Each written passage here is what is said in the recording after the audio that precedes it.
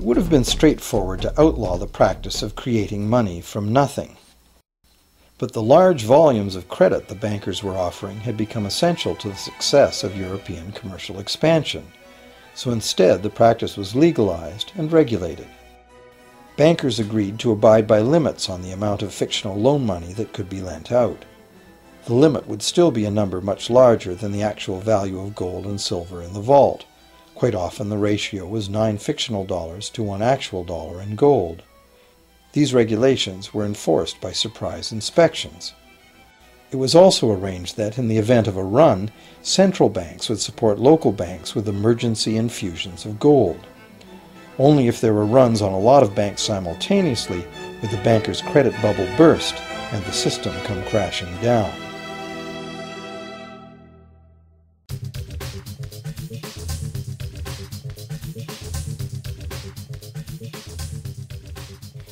Over the years, the fractional reserve system and its integrated network of banks backed by a central bank has become the dominant money system of the world. At the same time, the fraction of gold backing the debt money has steadily shrunk to nothing. The basic nature of money has changed. In the past, a paper dollar was actually a receipt that could be redeemed for a fixed weight of gold or silver. In the present, a paper or digital dollar can only be redeemed for another paper or digital dollar. In the past, privately created bank credit existed only in the form of private banknotes, which people had the choice to refuse, just as we have the choice to refuse someone's private check today. In the present, privately created bank credit is legally convertible to government-issued fiat currency, the dollars, loonies, and pounds we habitually think of as money. Fiat currency is money created by government fiat or decree, and legal tender laws declare that citizens must accept this fiat money as payment for debt, or else the courts will not enforce the obligation.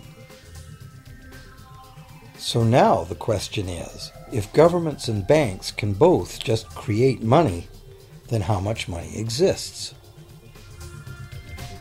In the past, the total amount of money in existence was limited to the actual physical quantities of whatever commodity was in use as money. For example, in order for new gold or silver money to be created, more gold or silver had to be found and dug out of the ground. In the present, money is literally created as debt. New money is created whenever anyone takes a loan from the bank. As a result, the total amount of money that can be created has only one real limit: the total level of debt.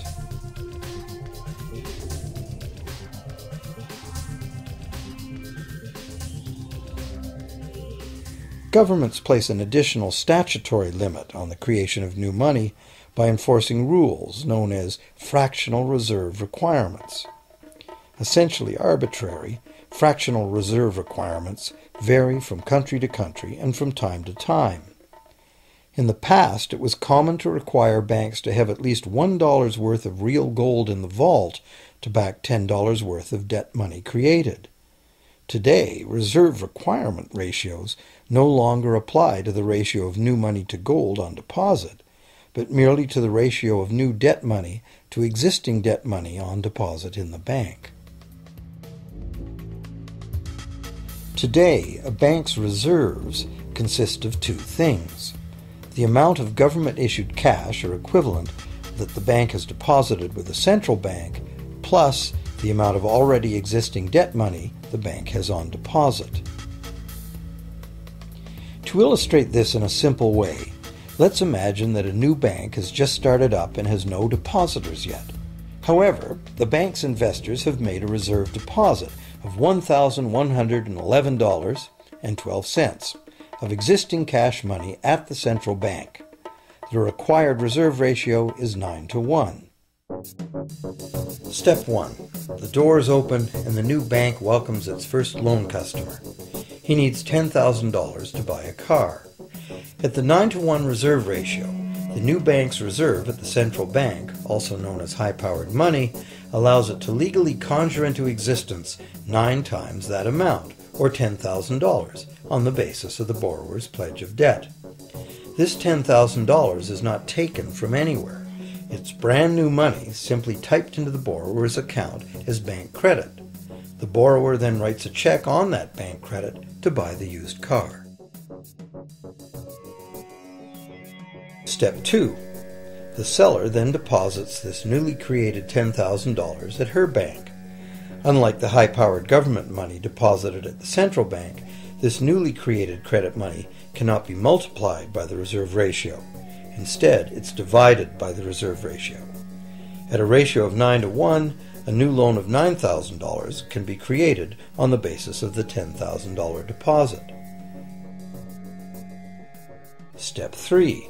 If that $9,000 is then deposited by a third party at the same bank that created it or at a different one, it becomes the legal basis for a third issue of bank credit, this time for the amount of $8,100. Like one of those Russian dolls, where each layer contains a slightly smaller doll inside, each new deposit contains the potential for a slightly smaller loan in an infinitely decreasing series. Now, if the loan money created is not deposited at the bank, the process stops. That's the unpredictable part of the money creation mechanism. But more likely, at every step, the new money will be deposited at a bank, and the reserve ratio process can repeat itself over and over until almost $100,000 of brand new money has been created within the banking system. All of this new money has been created entirely from debt, and the whole process has been legally authorized by the initial reserve deposit of just $1,111.12, which is still sitting untouched at the central bank. What's more, under this ingenious system, the books of each bank in the chain must show that the bank has 10% more on deposit than it has out on loan. This gives banks a very real incentive to seek deposits in order to be able to make loans, supporting the general but misleading impression that loans come out of deposits. Now, unless all the successive loans are deposited at the same bank, it cannot be said that any one bank got to multiply its initial high-powered money reserve almost 90 times by issuing bank credit out of nothing. However, the banking system is a closed loop. Bank credit created at one bank becomes a deposit in another, and vice versa.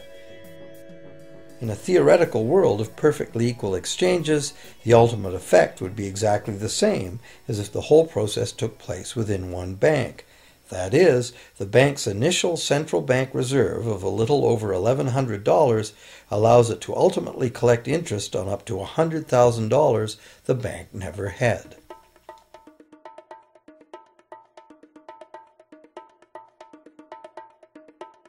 If that sounds ridiculous, try this. In recent decades, as a result of steady lobbying by the banks, the requirements to make a reserve deposit at the nation's central bank have all but disappeared in some countries, and actual reserve ratios can be much higher than 9-to-1. For some types of accounts, 20-to-1 and 30-to-1 ratios are common. And even more recently, by using loan fees to raise the required reserve from the borrower, banks have now found a way to circumvent reserve requirement limitations entirely. So, while the rules are complex, the common sense reality is actually quite simple. Banks can create as much money as we can borrow.